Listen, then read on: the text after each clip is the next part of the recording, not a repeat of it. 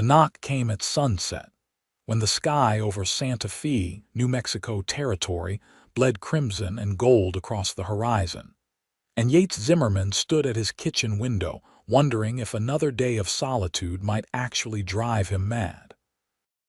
He'd been alone on this ranch for 3 years now, ever since his father passed and left him nothing but cattle, dust, and memories that weighed heavier than any physical burden. The knock was soft, hesitant, barely audible over the evening wind that whistled through the cottonwood trees lining his property. For a moment, he thought he'd imagined it, that loneliness had finally conjured phantom visitors. Then it came again, more insistent this time, and he crossed the rough-hewn floor in 5 long strides. When he pulled open the heavy wooden door, the last thing he expected to see was a young woman with auburn hair escaping from beneath a dusty bonnet, her green eyes wide with exhaustion and fear, and a bundle of blankets in her arms that moved and made the smallest whimpering sound. She swayed on her feet, and he could see she'd traveled far, her dress torn at the hem, her boots caked with the red dirt of the desert. "Please," she whispered, and her voice cracked like dried leather. "I don't know where else to go." The baby in her arms began to cry, a thin, reedy sound that pierced straight through Yates's chest. He'd never been good with people, had chosen this isolated life deliberately, but he wasn't heartless. He stepped back, pulling the door wider. "Come inside, both of you," he said, his own voice rusty from disuse. She nearly collapsed crossing the threshold, and he caught her elbow, steadying her as she stumbled into the main room of his ranch house. The baby cried louder now, and the woman's face crumpled with something between relief and despair. "I'm sorry," she gasped. "I'm so sorry to impose. I couldn't go any further. We've been walking for 2 days."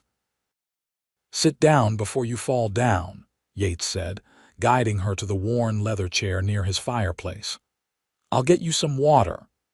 He moved quickly, filling a tin cup from the pitcher on his counter, then returned to find her trying to soothe the infant with shaking hands. She took the cup gratefully and drank deeply, water spilling down her chin in her haste. "Slow," he cautioned. "You'll make yourself sick." She nodded, forcing herself to take smaller sips, and he got his first good look at her in the lamplight. She couldn't be more than 22 or 23, with delicate features that spoke of better circumstances than whatever had brought her to his door. The baby, wrapped in blankets that had once been fine but were now threadbare, couldn't be more than 3 or 4 months old. "What's your name?" he asked, crouching down beside the chair so he was at eye level with her. "Anna Whitmore," she said, "and this is Grace, my daughter." "I'm Yates Zimmerman. This is my ranch." He paused, choosing his words carefully. "You said you've been walking for 2 days. From where?" Anna's eyes filled with tears that spilled down her dirt-streaked cheeks. "From Las Vegas. In the territory, not the settlement in Nevada. My husband, he died. Fever took him last month. The landlord came for the rent and I couldn't pay. He threw us out 3 days ago. I thought maybe I could make it to Santa Fe, find work, something." The baby's cries intensified, and Anna shifted her in her arms, unbuttoning the top of her dress with fumbling fingers. Yates quickly turned away, giving her privacy as she began to nurse the child. "When did you last eat?" he asked, moving to his small kitchen area.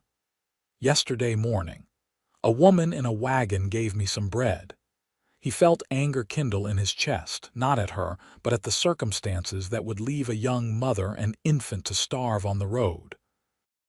He'd seen plenty of injustice in his 31 years, enough to know that the world was often cruel to those who could least afford cruelty. He pulled out what food he had, slicing bread and cold meat, finding some cheese that hadn't gone bad and arranging it on a plate. "You'll eat," he said, setting it on the small table beside her chair. "And then you'll sleep. We can figure out the rest tomorrow." Anna looked up at him with such gratitude that it made something in his chest ache. "I can work," she said quickly. "I can cook, clean, mend, anything you need. I won't be a burden. I just need a little time to get back on my feet." "Eat first," he repeated, his voice gentler than he'd meant it to be. "Everything else can wait." She ate one-handed while Grace nursed, and Yates busied himself preparing his bedroom for her. He stripped the sheets, replacing them with clean ones from his mother's old trunk, and carried his own bedroll out to the main room where he'd sleep by the fire. When he returned, Anna had finished eating and the baby had fallen asleep against her shoulder. "The bed's ready," he said. "It's not much, but it's clean." "It's more than I had any right to hope for," Anna whispered. She stood carefully, cradling Grace against her chest, and followed him to the small bedroom. She paused in the doorway, looking back at him. "Thank you, Mr. Zimmerman. You've saved our lives." "Yates," he said. "Just Yates. And you're welcome." He closed the door behind her and stood in the main room of his house, listening to the silence that somehow felt different now that it wasn't complete. He'd invited strangers into his home, broken his pattern of isolation, and he wasn't sure if that made him a fool or just a decent human being. Outside, the wind picked up, rattling the windows, and he thought about a young woman and a baby trying to survive in that merciless landscape. He'd done the only thing he could.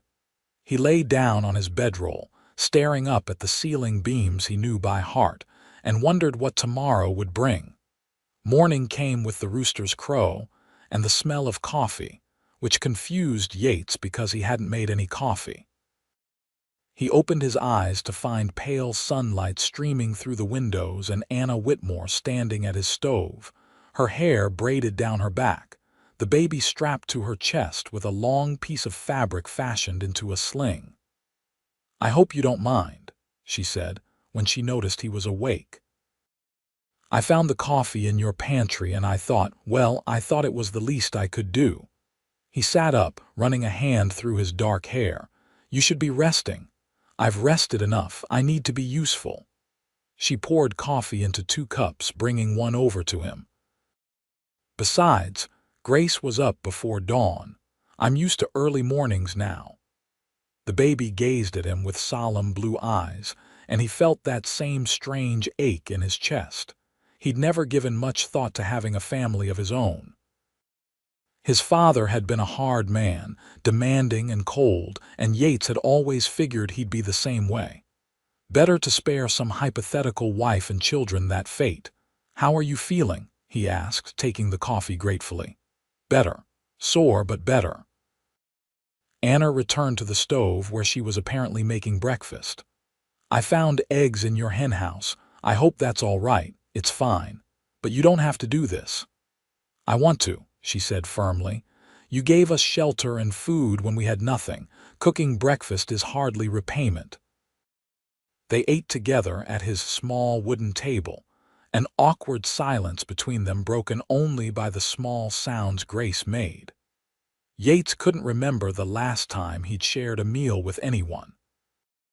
After his father's death, the ranch hands had drifted away, finding work elsewhere, and he'd managed the place alone.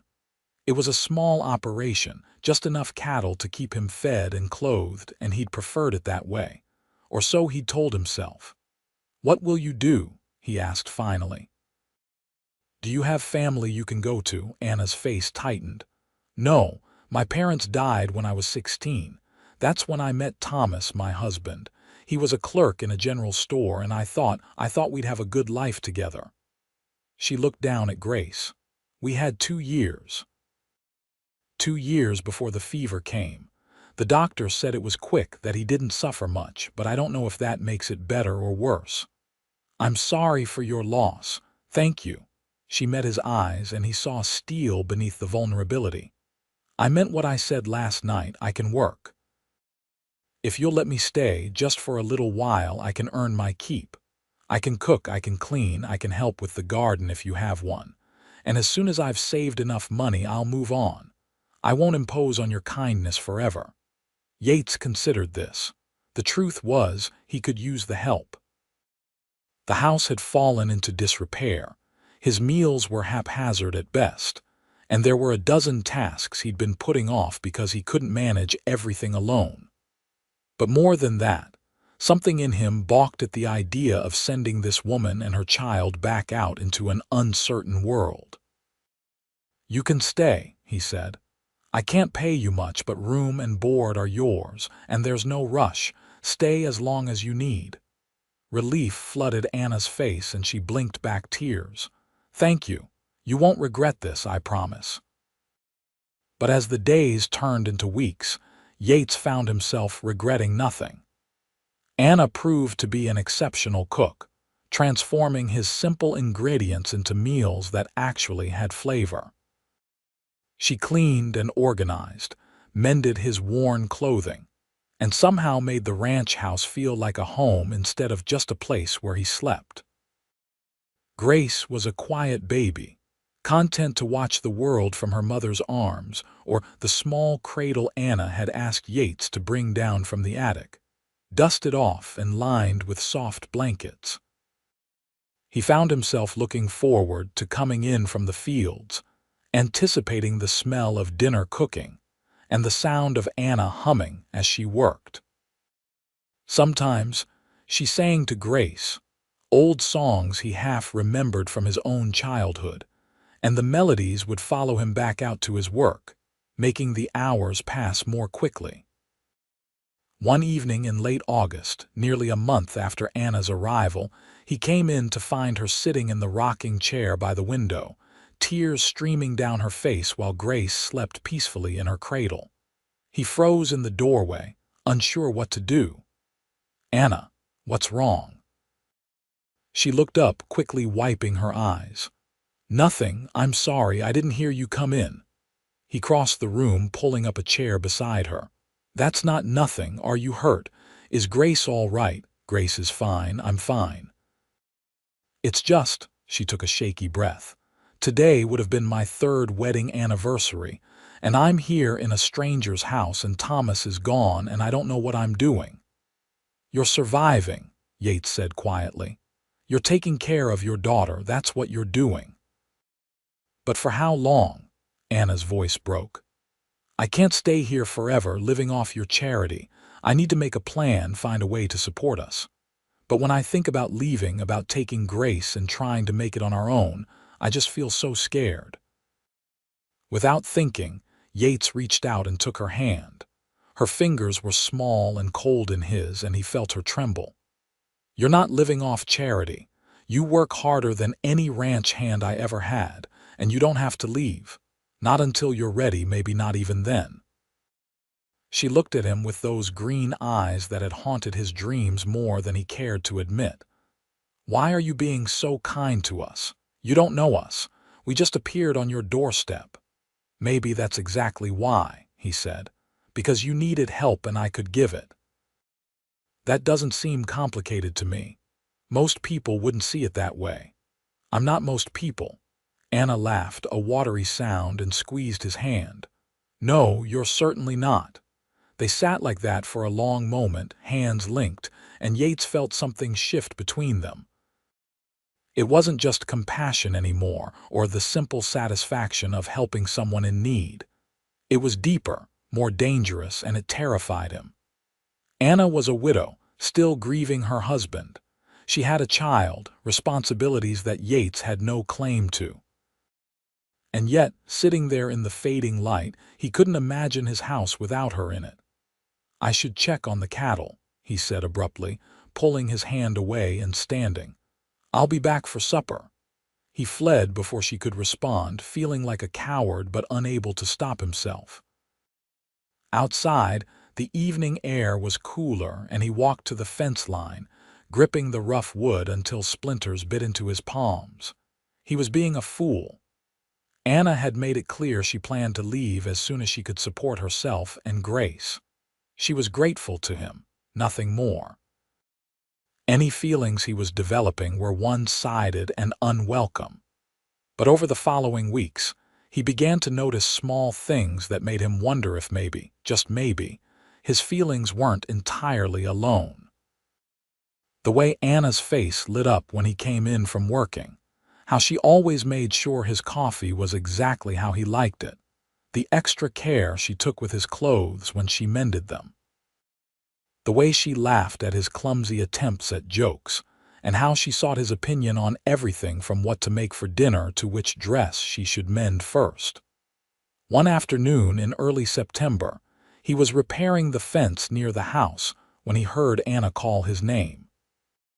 He turned to find her hurrying toward him, Grace bouncing in her arms, a worried expression on her face. "What's wrong?" "Nothing's wrong exactly, but there are men coming. 4 of them on horseback. I saw them from the window." Yates felt his muscles tense. Visitors were rare out here, and groups of armed men often meant trouble. "Go back to the house. Stay inside until I know what they want." Anna nodded and hurried back, and Yates walked to the front of his property, positioning himself between the approaching riders and his home. As they got closer, he recognized the lead rider as Tom Brennan, who owned the ranch 3 miles east. The men with him were strangers, rough-looking fellows with guns on their hips and hard eyes. "Zimmerman," Brennan called out, reining in his horse. "Afternoon." "Brennan. What brings you out here?" "Looking for cattle thieves. Someone's been making off with livestock all up and down this valley. Thought maybe you'd seen something suspicious." Yates shook his head. "Haven't seen anything. My herd's intact." One of the strangers, a man with a scar across his cheek, leaned forward in his saddle. "You living alone out here?" "That's my business." "Saw smoke from 2 fires in your chimney," the man pressed. "Seems like more than one person would need." "I have a housekeeper," Yates said evenly. "That a problem?" Brennan held up a hand. "Easy now. We're not here to cause trouble, just gathering information. You'll let me know if you see anything strange, of course." The men rode off, but the scarred stranger kept looking back, and Yates felt uneasy. When they were out of sight, he returned to the house to find Anna peering out the window. Who were they? Neighbors looking for cattle thieves. He tried to sound casual, but Anna wasn't fooled. The way they looked at the house, it felt like they were looking for more than cattle. She wasn't wrong. There was something about the encounter that bothered him, but he couldn't put his finger on what. "It's probably nothing, but maybe keep the doors locked when I'm out working just to be safe." That night, Yates found it hard to sleep. He lay on his bedroll, listening to the house settle, and thought about Anna and Grace sleeping in the next room. The idea of anyone threatening them made his blood run hot. When had they become his to protect? When had this arrangement shifted from temporary charity to something he couldn't imagine ending? He was still awake when he heard Grace begin to cry, a sound he'd grown accustomed to over the past weeks. Usually, Anna soothed her quickly, but tonight the crying continued, growing more distressed. After several minutes, he heard Anna's door open and her soft footsteps crossing the floor. "I'm sorry," she whispered when she saw he was awake. "She's teething and nothing I do seems to help. I was going to make some warm milk." "Here, let me," Yates said, getting up. "You look exhausted." Anna did look tired, dark circles under her eyes, her hair loose around her shoulders. Grace wailed in her arms, her little face red and scrunched with misery. Yates heated milk on the stove while Anna walked the floor, bouncing Grace gently and murmuring soothing words that didn't seem to help. "Try this," he said, testing the temperature of the milk before handing the bottle to Anna. She sat down in the rocking chair and offered it to Grace, who latched on eagerly, her cries subsiding to whimpers. Anna sagged with relief, and Yates found himself moving closer, drawn by an impulse he didn't fully understand. "You're a good mother," he said quietly. Anna looked up at him, surprise in her eyes. "I don't feel like one.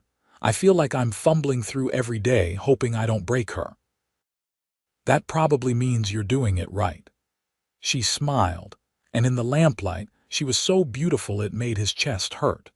Grace's eyes were drifting closed, the bottle falling slack in her mouth, and Anna carefully set it aside, holding the baby against her shoulder.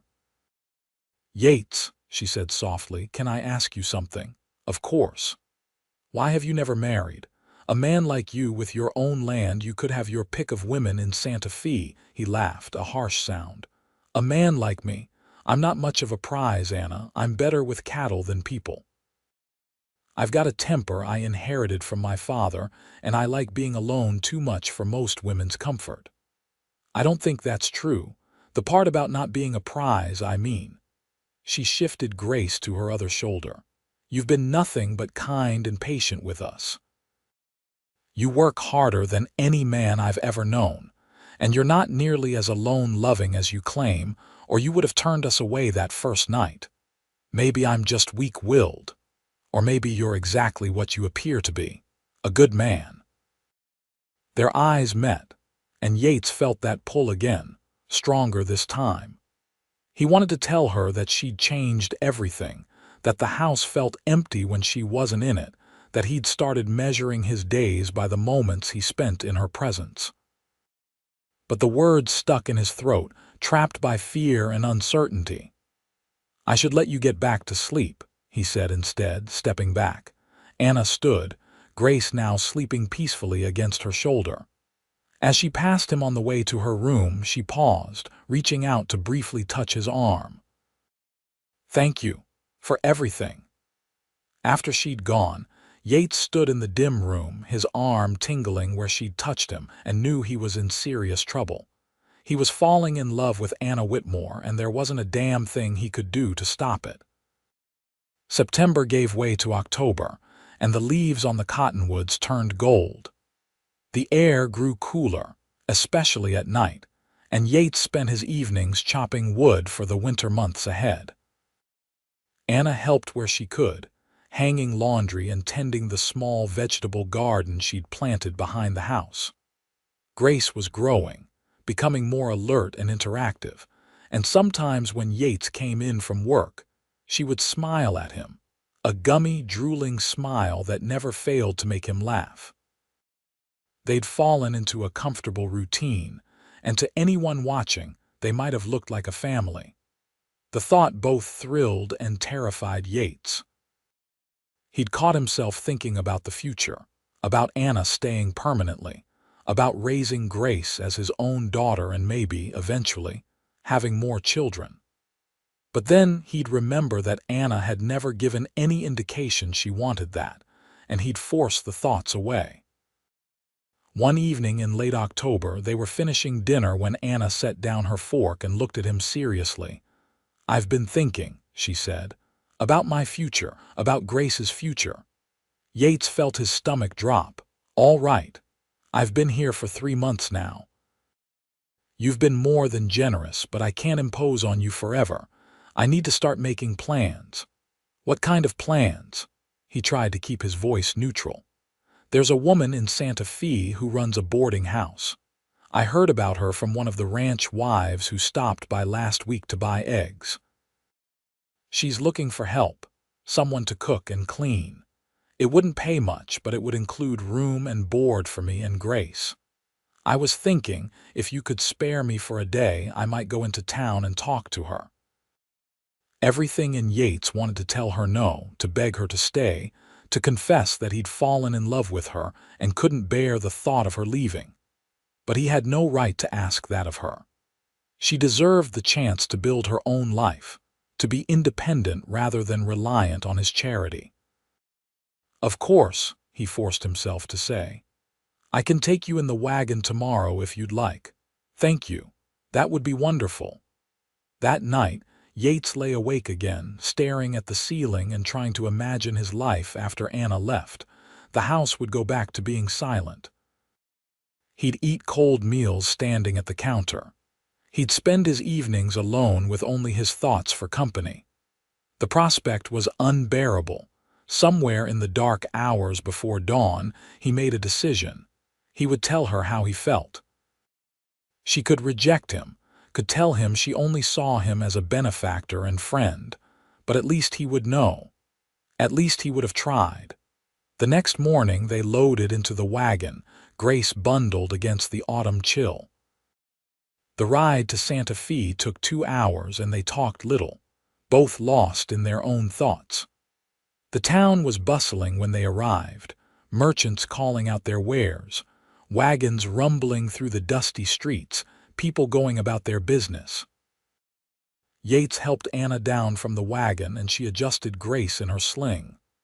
"The boarding house is on Canyon Road," she said.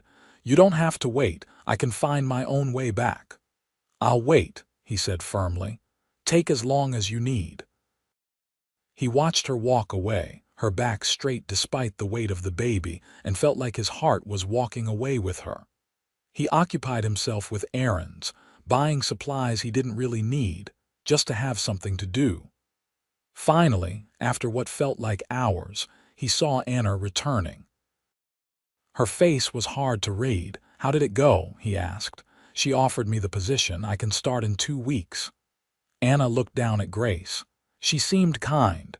"The room she showed me was small but clean. It would work."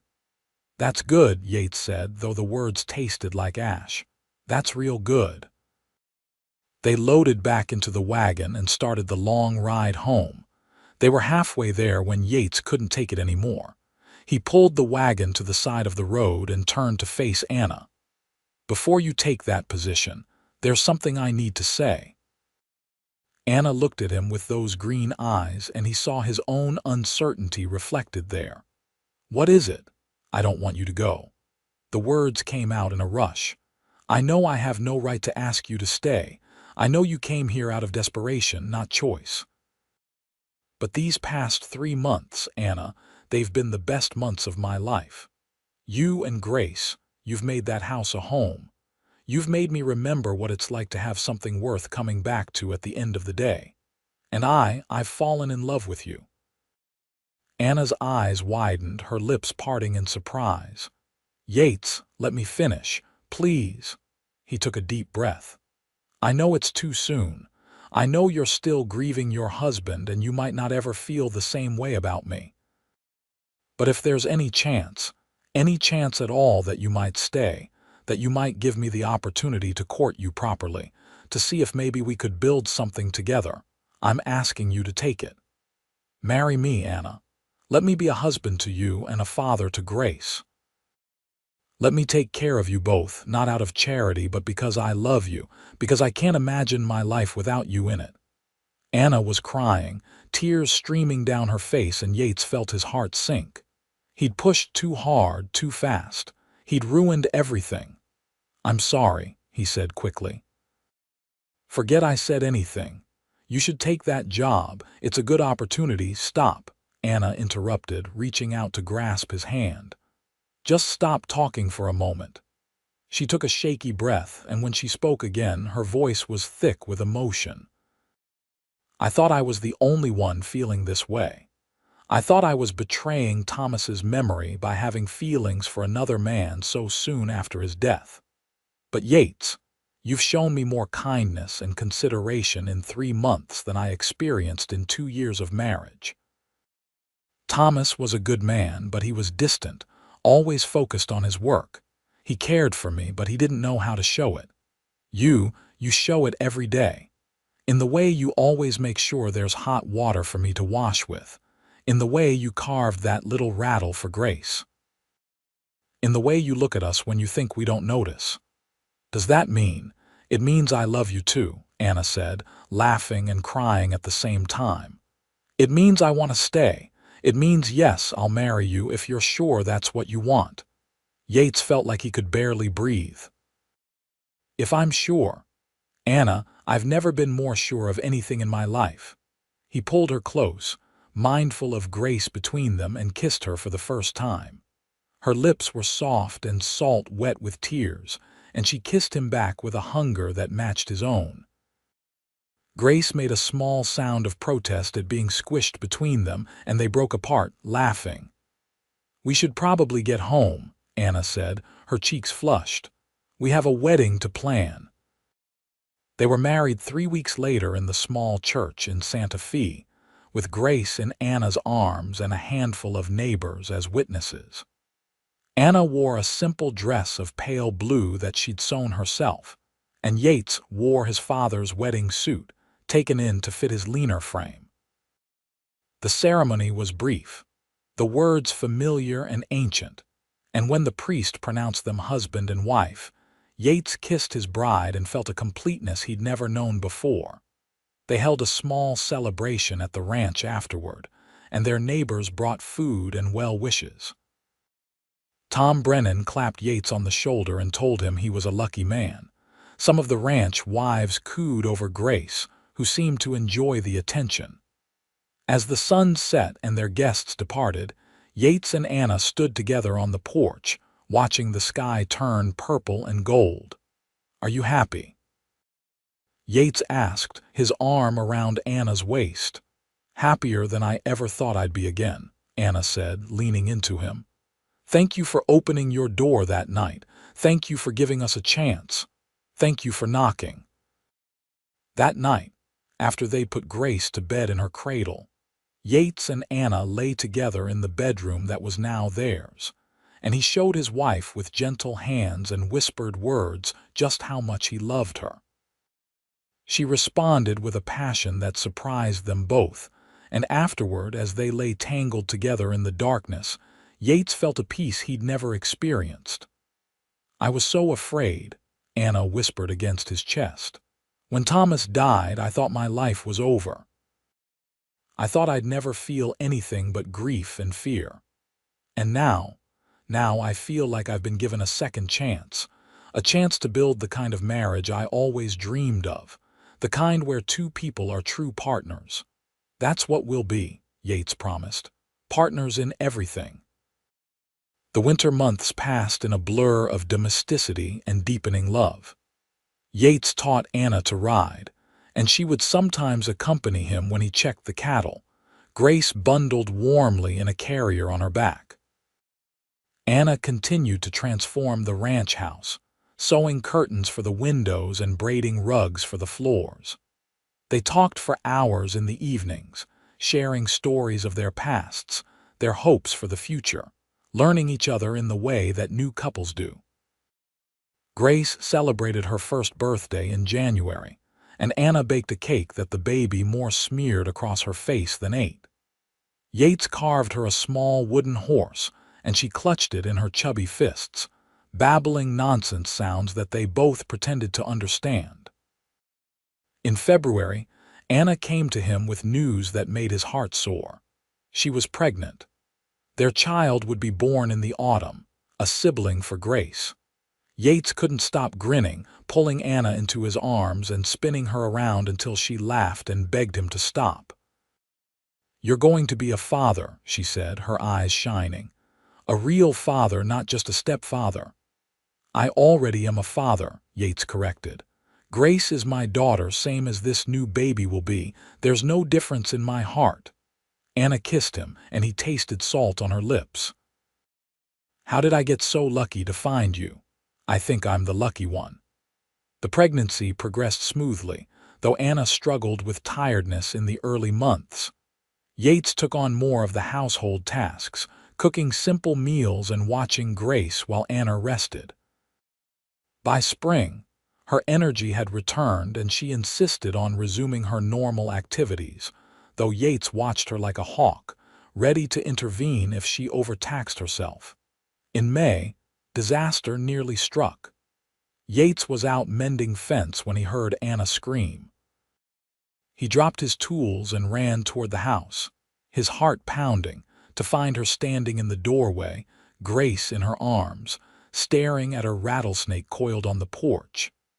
The snake's tail was buzzing a warning, and Anna was frozen, clearly terrified to move forward or back. "Don't move," Yates said quietly, grabbing a long stick from the woodpile. "Just stay very still." He approached carefully, positioning himself between Anna and the snake. With one quick motion, he pinned the snake's head with the stick, then grabbed it behind the head and flung it far into the brush. It slithered away, disappearing into the tall grass, and Anna let out a shaky breath. "Thank God you heard me," she whispered. Yates pulled her into his arms, Grace between them, and held them both tight. "You're safe. You're both safe." But the incident rattled them both, and that night, as they lay in bed, Anna turned to him with worry in her eyes. What if something had happened? What if you hadn't been close enough to hear? But I was, and nothing happened. This time. But Yates, we're about to have 2 children. What if I can't protect them? What if I'm not strong enough for this life? He cupped her face in his hands, looking into her eyes. "You are the strongest person I know. You walked across the desert with a baby in your arms. You started over with nothing. You've built a life here, a home. One snake doesn't change that. I'm just scared," she admitted. "I'm scared of losing everything I've found." "You won't. I won't let you." He kissed her forehead. "We're in this together, remember? Partners." Summer came, hot and dry, and Anna's belly swelled with their growing child. Grace had started walking, toddling around the house and getting into everything. Yates built a fence around the porch to keep snakes and other dangers away, and Anna planted flowers that bloomed in bright splashes of color against the dusty landscape. In August, they received unexpected news. A letter arrived from a lawyer in St. Louis, informing Anna that a distant uncle had passed away and left her a small inheritance. It wasn't a fortune, but it was enough to make a real difference. They could hire ranch hands, expand the herd, perhaps even add on to the house to give the children more room. "What do you want to do with it?" Yates asked as they sat at the kitchen table, the letter between them. Anna thought for a moment, then smiled. "I want to invest it in our future, in this ranch, in our family. Let's make this place everything it can be." They hired 2 ranch hands, young men from town who were grateful for steady work. With the extra help, Yates was able to spend more time around the house, which proved fortunate as Anna's due date approached. In early October, on a crisp morning when the cottonwoods blazed gold, Anna's labor began. Yates sent one of the ranch hands for the midwife, while he stayed with Anna, holding her hand and trying not to panic as her contractions intensified. The midwife arrived quickly, a capable woman named Martha who delivered half the babies in the territory, and she shooed Yates out of the bedroom with firm orders to keep himself busy. He tried, but found himself pacing the main room, Grace toddling after him in confusion. Every cry from the bedroom made his heart clench, and he found himself praying to a God he wasn't sure he believed in, begging for Anna and the baby to be safe. Hours passed, the longest of Yates's life, and then finally, he heard a new sound. The thin, angry wail of a newborn. Relief flooded through him and he sank into a chair, Grace climbing into his lap.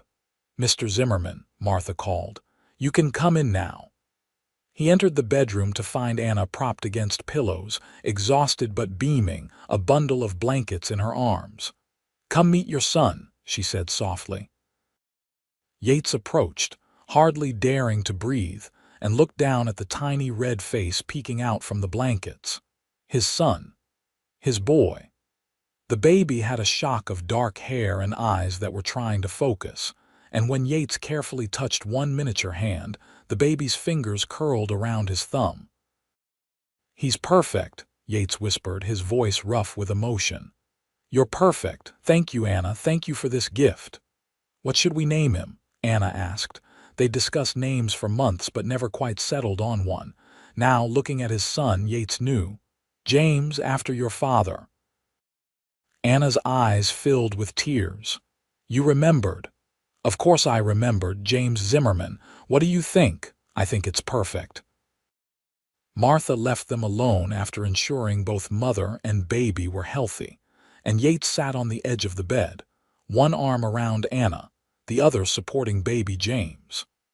Grace had been brought in to meet her brother, and she stared at him with wide-eyed curiosity, reaching out to gently pat his head. "Our family," Anna said, leaning against Yates's shoulder. "Complete. Complete," Yates agreed, though he suspected their family might continue to grow in the years ahead. James proved to be a lusty baby, loud in his demands for food and attention, and the household's rhythm adjusted to accommodate him.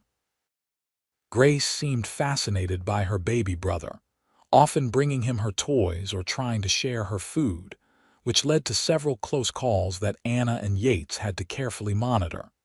As winter settled in again, the house was full of life and noise and love. Yates couldn't remember ever being happier. He'd gone from a man who thought he preferred solitude to someone who couldn't imagine a moment of quiet. He loved the chaos, the constant needs of small children, the way Anna managed everything with grace and humor. One snowy evening in December, after the children were asleep, Yates and Anna sat together by the fire, her head on his shoulder, his arm around her waist. "You ever think about that first night?" Anna asked. "When I showed up at your door all the time." "I think about how close I came to not answering. I almost didn't, you know. I almost let you knock and pretended I wasn't home." Anna sat up, looking at him with shock. "Really? I was so used to being alone, I thought that's what I wanted, but something made me answer. Maybe fate, maybe just basic decency, I don't know, but I'm so glad I did." "So am I." Anna kissed him softly. "You saved my life that night, Yates, mine and Grace's. We would have died out there if you'd turned us away." "You saved mine too," he said, "just in a different way. I was dying inside. I just didn't know it. You brought me back to life." They made love that night with a tenderness that spoke of deep comfort and familiarity, and afterward, as Anna slept in his arms, Yates listened to the wind howling outside and felt only warmth and security. This was what life was meant to be. This connection, this partnership, this love. The years passed in a rhythm of seasons and growth. Grace grew into a bright, curious child who followed Yates everywhere when he'd let her, asking endless questions about the ranch and the animals. James was more reserved, thoughtful, content to spend hours building elaborate structures with wooden blocks or listening to Anna read stories. In the spring of 1886, Anna gave birth to another son, whom they named Thomas, after her first husband. Yates had suggested it, and Anna had wept at the gesture, grateful that he honored her past even as they built their future. In 1888, a daughter arrived, Catherine, with Anna's green eyes and Yates's dark hair. And in 1890, another son, Daniel, who came so quickly that Yates had to deliver him himself when the midwife didn't arrive in time. The house they'd expanded was full to bursting with children, noise, laughter, and the occasional tears and arguments. Yates and Anna had become pillars of the community, hosting barn dances and helping neighbors in need. The ranch had prospered under their joint management, growing from a small operation to one of the more successful spreads in the territory. They employed several full-time ranch hands and had invested in better breeding stock. But despite the growth and prosperity, what Yates treasured most were the quiet moments. Anna bringing him coffee in the morning, her kiss on his cheek. The children climbing all over him when he came in from work, demanding stories and attention. Grace, now a young woman of 17, helping her mother with the younger children while planning her own future. James, at 15, already showing the makings of a fine rancher. The younger three, still in the chaos of childhood, filling the house with energy. One evening in early summer of 1891, Yates and Anna escaped to the porch after the children were in bed, something they rarely managed anymore. They sat in the rocking chairs Yates had made, holding hands and watching the sunset paint the sky in shades of pink and gold. "You ever wonder what would have happened if I hadn't knocked on your door that night?" Anna asked. It was a question she'd posed before over the years, but the answer never changed. "I try not to," Yates said. Because imagining my life without you in it is impossible now. You and the children, you're everything to me. We've built something good here, haven't we? Better than good. We've built something extraordinary. He brought her hand to his lips, kissing her knuckles. Do you remember what you said that first morning? That you needed to be useful, Anna laughed. I was so desperate to prove my worth. I thought if I couldn't earn my keep, you'd send us away. I don't think I could have sent you away even then. Something in me knew, even that first night, that you were meant to stay. Fate, maybe. Or maybe just two lonely people finding each other at exactly the right moment. They sat in comfortable silence, and Yates reflected on the journey that had brought them here. From loneliness to love, from isolation to family, from mere survival to true living. Anna had knocked on his door carrying a baby in her arms, desperate and afraid, and he'd invited her inside.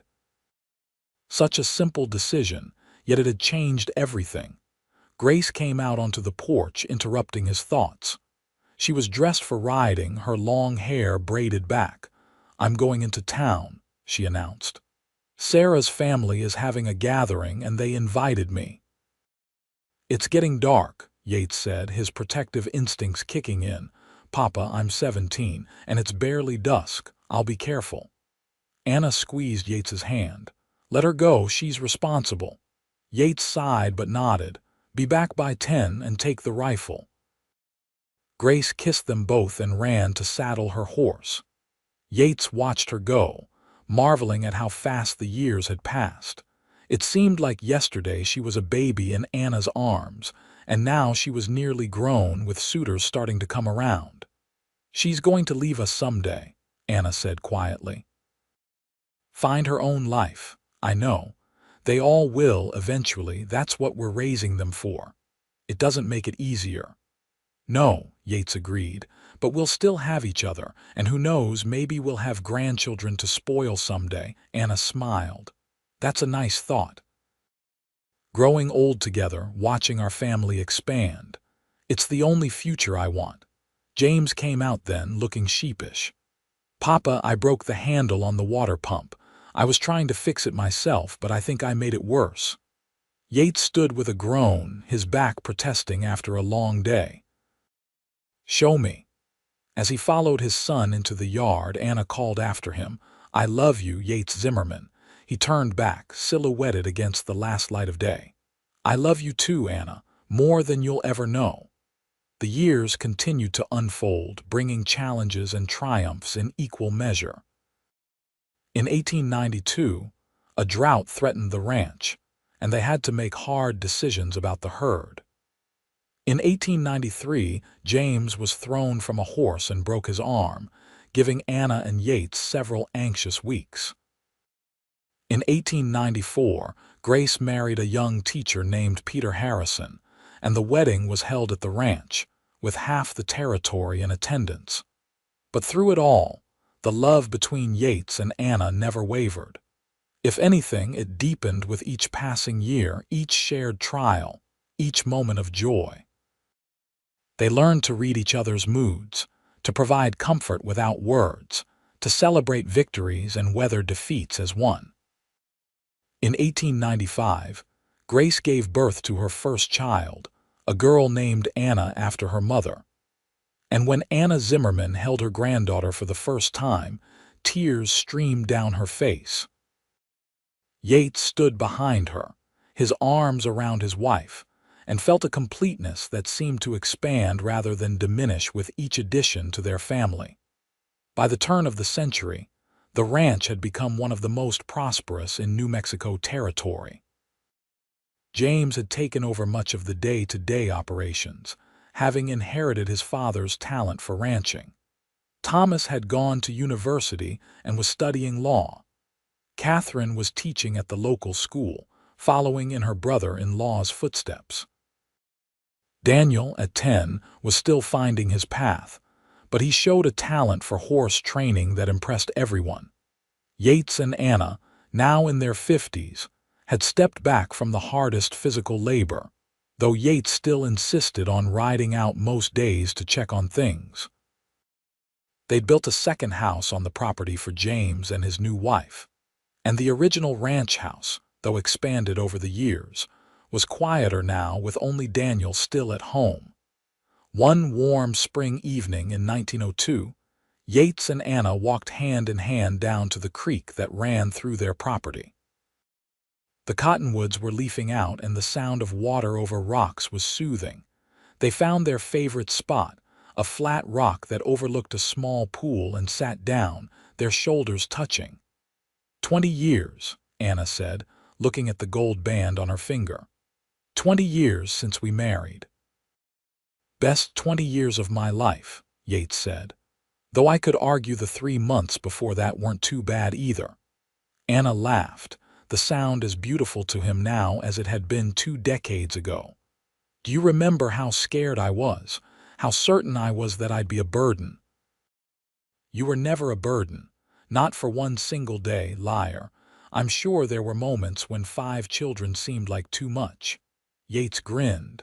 Maybe a few, but those moments passed quickly. They sat in comfortable silence, watching the water flow past. Yates thought about the journey that had brought them here, from that desperate knock on his door to this moment of peace and contentment. They'd faced hardships, certainly.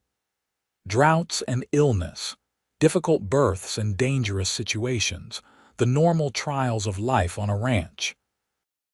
But they'd faced them together, and that had made all the difference. What are you thinking about?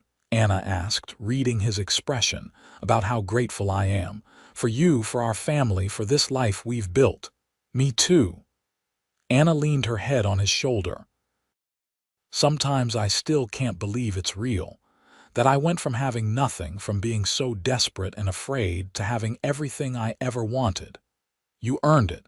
You worked for it every day. We both did. A hawk called overhead, circling in the evening sky, and Yates watched its graceful flight. I hope you know, he said quietly, that I would do it all again. Every single moment, every challenge, every triumph. I'd choose you every time, Anna. In every life, in every circumstance, I'd choose you. Anna lifted her head to look at him, and he saw tears glistening in her green eyes. And I'd choose you. I'd knock on that door again, even knowing how hard parts of it would be, because this, what we have, is worth everything. They kissed as the sun set. 2 people who'd found each other in the most unlikely of circumstances and built something that would last beyond their own lives. Their children would carry on the ranch, would tell their own children about the grandmother who'd arrived with nothing but a baby in her arms, and the grandfather who'd opened his door and his heart. In 1905, Yates and Anna celebrated their 25th wedding anniversary with a party that brought together family and friends from across the territory. Their 5 children and 8 grandchildren filled the ranch house with noise and laughter. Grace's 3 children ran wild with James's 2 and Catherine's twin boys, while Daniel, now courting seriously, brought his sweetheart to meet the family. As Yates stood on the porch, surveying the chaos with a mixture of exhaustion and joy, Anna slipped her hand into his. "Overwhelming, isn't it?" she said. "Wonderfully so." They watched as their grandchildren chased each other around the yard, their parents calling out warnings and instructions that were cheerfully ignored. Inside, several of the ranch wives were helping prepare a feast that would feed the multitude. Tomorrow, most of them would head back to their own homes and lives, but for today, they were all together.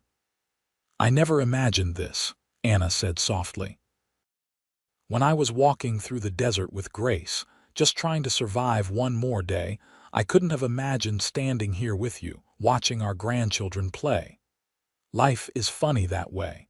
The best things are the ones we don't see coming. Do you think Grace remembers that journey?"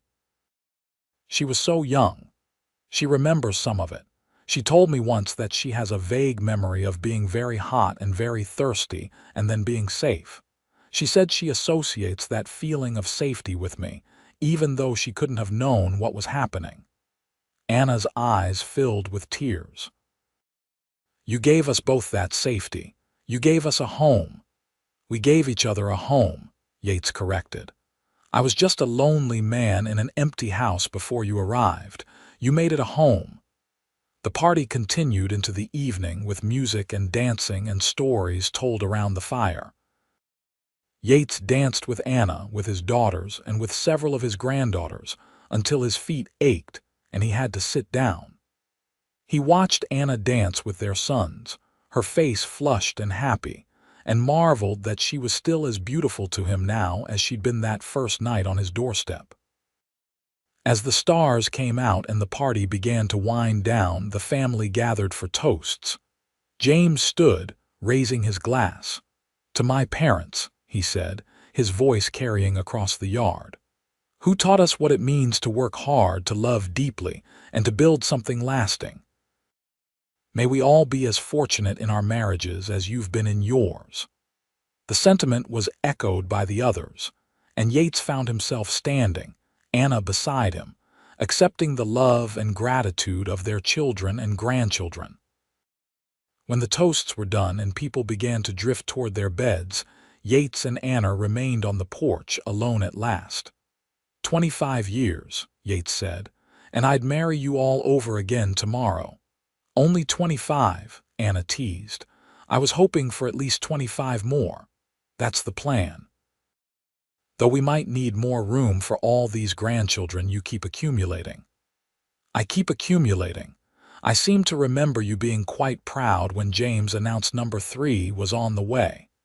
They laughed together, and Yates pulled her close, kissing the top of her head.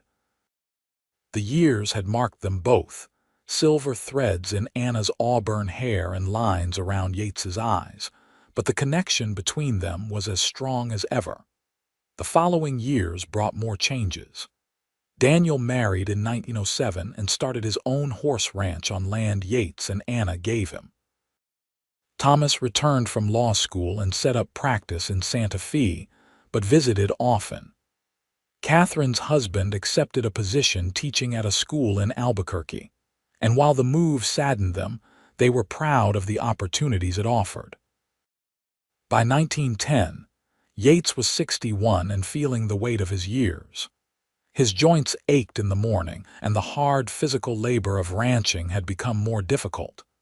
But he still rode out most days, unable to imagine a life spent entirely indoors. Anna, at 53, had developed a love of gardening and spent hours tending flowers and vegetables, often with several grandchildren as helpers. One afternoon in early summer, Yates came in from checking the cattle to find Anna sitting at the kitchen table, a letter in her hands and tears streaming down her face. His heart clenched with fear. "What's wrong? Is it one of the children?" "No, nothing like that." Anna looked up at him with a watery smile. "Do you remember Maria from the boarding house in Santa Fe, the woman I was going to work for before you proposed?" "Vaguely." "Why?" "She wrote to me. She heard about our family, about how well we've done, and she wanted to tell me something. That week I came to inquire about the position. I wasn't the first woman she'd interviewed. There was another woman, younger, without children. Maria had essentially decided to hire her. When I left that day, she said she'd let me know, but she'd already made up her mind to say no." "Why is that making you cry? Because don't you see? If Maria had told me no that day, I might not have had the courage to tell you I loved you. I might have taken a different job, gone a different direction, and we might never have had this life. It all hung on such a small thing, such a tiny decision." Yates sat down beside her, taking her hand. "Or maybe it all would have worked out the same anyway. Maybe I would have found the courage to tell you how I felt no matter what. Maybe we were always meant to be together." "Do you really believe that?" "I don't know," he admitted, "but I like to think so. I like to think that somehow, some way we would have found each other." Anna folded the letter and set it aside. "I suppose it doesn't matter now. We did find each other, and that's what counts." That evening after dinner, they took their usual walk down to the creek. The summer heat was fading with the approaching sunset, and the air was soft and warm. They walked slowly, their pace adjusted to aging bodies, but the companionship was as sweet as ever. "I've been thinking about the future," Yates said as they sat on their favorite rock, "about what happens to the ranch after we're gone. That's morbid. It's practical. James is running things now anyway, and he's doing a fine job. I think we should make it official, sign the ranch over to him while we're still alive to help with the transition." Anna considered this. "What about the others? Will they feel slighted? We've already given Daniel land for his horse ranch. Thomas has his law practice. The girls have their own lives, and we can set aside some money for each of them, make sure everyone is provided for. But James is the one who's dedicated his life to this place. It should be his." "All right," Anna agreed, "if you think that's best."